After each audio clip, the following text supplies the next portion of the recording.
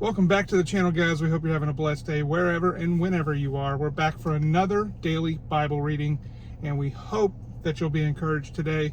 We're going to be jumping right through. As we told you, this is 60 days through the Bible, so it does kind of skip around, and it kind of gives you a good overview of the Bible. It's a great plan for families and kids to just gather around and read. We hope you'll join us as we do that. Today, we're going to be reading chapters 37 and 41 of Genesis. So we're going to be reading from the NIV. So if you want to find this plan or other plans like it, go to questionsgod.com. That's questionsgod.com. And special thanks to the folks over there that run that website for giving us the permission to do this and put it on YouTube. So today, Ian's going to read. And we're going to start off with chapter 37 in the NIV, Genesis, talking about Joseph's dreams. So you want the where's the bookmark? Did it fall? I don't know. What happened to it? It was in the book. Oh, you got all right, so start with 37. Jacob lived in the land where his father had stayed, the land of Canaan. This is the account of Jacob's family line.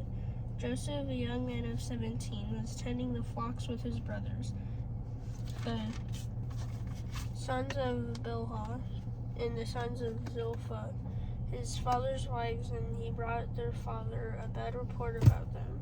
Now Israel loved Joseph more than any of his other sons, because he had been born to him in his old age, and he made an ornate robe for him. When his brothers saw that their father loved him more than any of them, they hated him and could not speak a kind word to him. Joseph had a dream, and when he told it to his brothers, they hated him all the more. He said to them, "Listen to this dream I had. We were binding sheaves of grain out in the field when suddenly my sheaf rose and stood upright, while your sheaves gathered around mine bowed down to it." His brother said to him, "Do you intend to reign over us? Will you actually rule us?" And they hated him all the more because of his dream and what he had said. Then he had another dream, and he told it to his brothers. "Listen," he said, "I had another dream, and this time the sun, moon, and 11 stars were bowing down to me." When he told his father as well as his brothers, his father rebuked him and said, "What is your dream you had? Will your mother and I and your brothers actually come and bow down to the ground before you?" His brothers were jealous of him, but his father kept the matter in mind. Now his brothers had gone to graze their father's flocks near Shechem, and Israel said to Joseph, "As you know, your brothers are grazing the flocks near Shechem. Come, I am going to send you to them." "Very well," he replied. So he said to him, "Go and see if all is well with your brothers and with the flocks, and bring word back to me." Then he sent him off the valley of Hebron. When Joseph arrived at Shechem, a man found him wandering around in the fields and asked him, "What are you looking for?" He replied, "I'm looking for my brothers. Can you tell me where they are grazing their flocks?" "They have moved on from here," the man answered. "I heard them say, 'Let's go to Dothan.'" So Joseph went after his brothers and found them near Dothan. But they saw him in the distance, and before he reached them, they plotted to kill him. "Here comes that dreamer," they said to each other. Come now, let's kill him and throw him into one of these cisterns, and say that a ferocious animal devoured him, and then we'll see what comes of his dreams." When Reuben heard this, he tried to rescue him from their hands. "Let's not take his life," he said. "Don't shed any blood. Throw him into this cistern here in the wilderness, but don't lay a hand on him." Reuben said this to rescue him from them and take him back to his father. So when Joseph came to his brothers, they stripped him of his robe, the ornate robe he was wearing, and they took him and threw him into the cistern. The cistern was empty. There was no water in it. As they sat down to eat their meal, they looked up and saw a caravan of Ishmaelites coming from Gilead. Gilead. Their camels were loaded with spices, balm, and myrrh, and they were on their way to take them down to Egypt. Judah said to his brothers, "What will we gain if we kill our brother and cover up his blood? Come, let's sell him to the Ishmaelites and not lay our hands on him. After all, he is our brother, our own flesh and blood." His brothers agreed. So when the Midianite merchants came by, his brothers pulled Joseph up out of the cistern and sold him for 20 shekels of silver to Ishmaelites, who took him to Egypt. When Reuben returned to the cistern and saw that Joseph was not there, he tore his clothes. He went back to his brothers and said, "The boy isn't there. Where can I turn now?" Then they got Joseph's robe, slaughtered a goat, and dipped the robe in the blood. They took the ornament robe back to their father and said, "We found this. Examine it to see whether it is your son's robe." He recognized it and said, "It is my son's robe. Some ferocious animal has devoured him. Joseph has surely been torn to pieces." Then Jacob tore his clothes, put on sackcloth, and mourned for his son many days. All his sons and daughters came to comfort him, but he refused to be comforted. "No," he said, "I will continue to mourn until I join my son in the grave." So his father wept for him. Meanwhile, the Midianites sold Joseph in Egypt to Potiphar, one of Pharaoh's officials, the captain of the guard. All right, so now we're going to move over to chapter 41. We introduced the concept that Joseph was having dreams, but now that his brothers have sold him, and he's been found by Pharaoh to be somebody who could interpret dreams. So, a lot has happened since then, but you'll kind of get an idea as we read chapter 41. Pharaoh's dreams. When 2 full years had passed, Pharaoh had a dream. He was standing by the Nile when out of the river there came up 7 cows, sleek and fat, and they grazed among the reeds. After them, 7 other cows, ugly and gaunt, came up out of the Nile and stood beside those on the river bank. And the cows that were ugly and gaunt ate up the 7 sleek fat cows.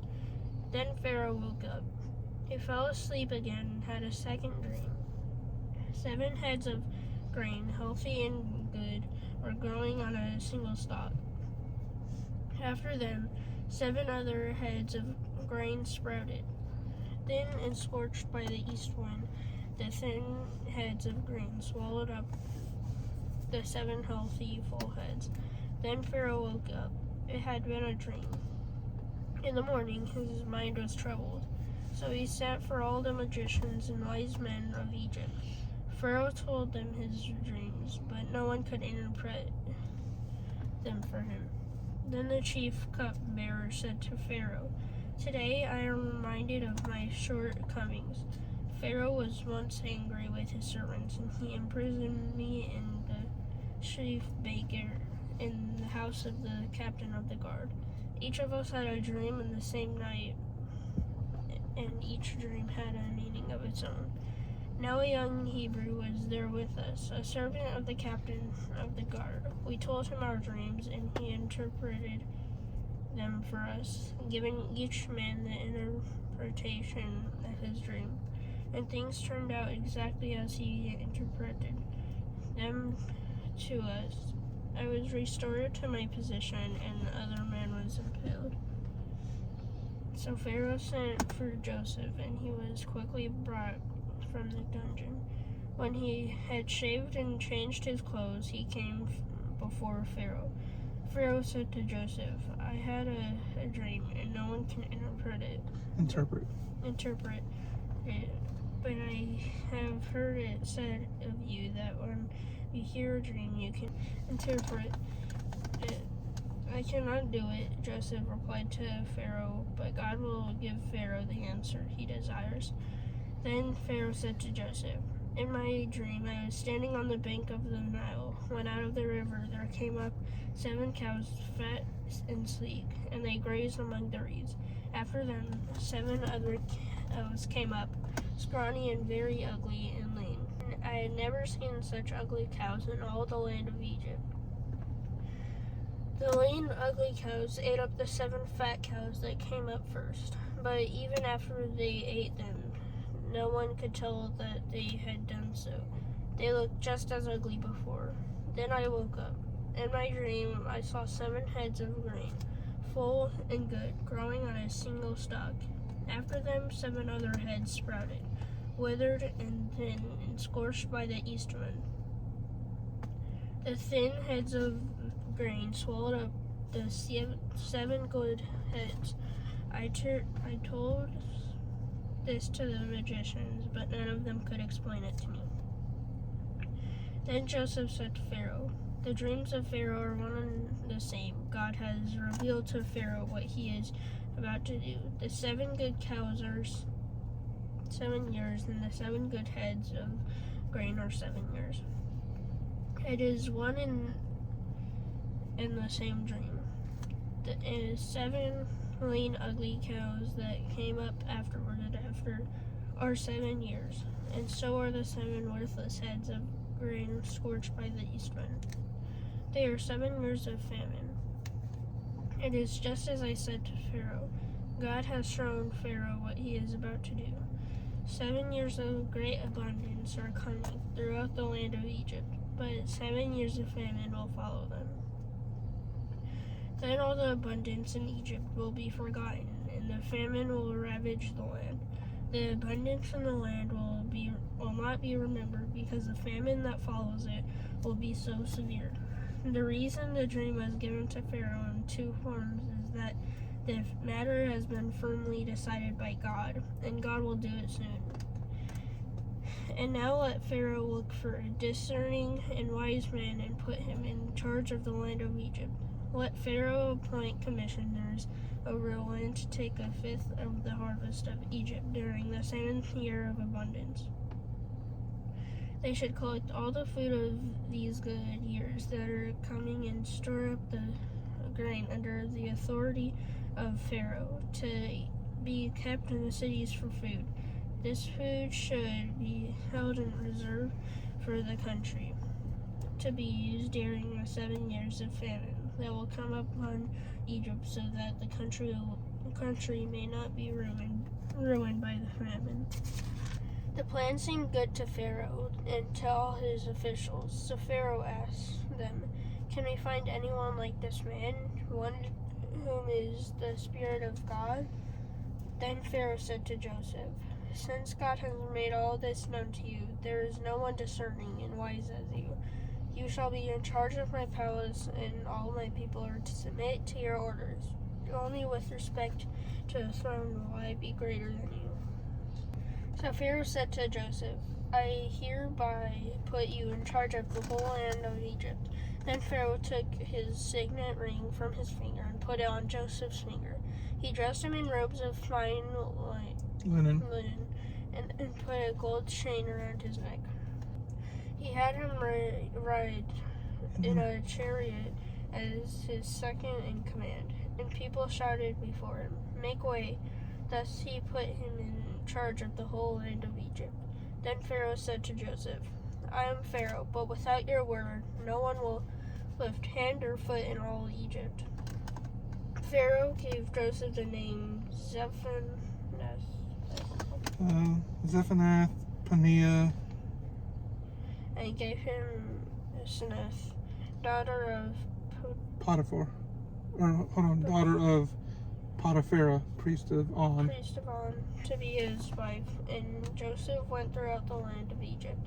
Joseph was 30 years old when he entered the service of Pharaoh, king of Egypt. And Joseph went out from Pharaoh's presence and traveled throughout Egypt. During the 7 years of abundance, the land produced plentiful. Joseph collected all the food produced in the 7 years of abundance in Egypt and stored it in the cities. In each city he put the food grown in the fields surrounding it. Joseph stored up huge quantities of grain, like the sand of the sea. It was so much that he stopped keeping records because it was beyond measure. Before the years of famine came, 2 sons were born to Joseph by Asenath, daughter of Potiphar. priest Evan. Joseph named his firstborn Manasseh. and said, "It is because God has made me forget all my trouble and all my father's household." The second son he named Ephraim, Second son he named Ephraim. and said, "It is because God has made me fruitful in the land of my suffering." The 7 years of abundance in the Egypt came to an end, and the 7 years of famine began, just as Joseph had said. There was famine in all the other lands, but in the whole land of Egypt there was food. When all Egypt began to feel the famine, the people cried to Pharaoh for food. Then Pharaoh told all the Egyptians, "Go to Joseph and do what he tells you." When the famine had spread over the whole country, Joseph opened all the storehouses and sold grain to the Egyptians, for the famine was severe throughout Egypt.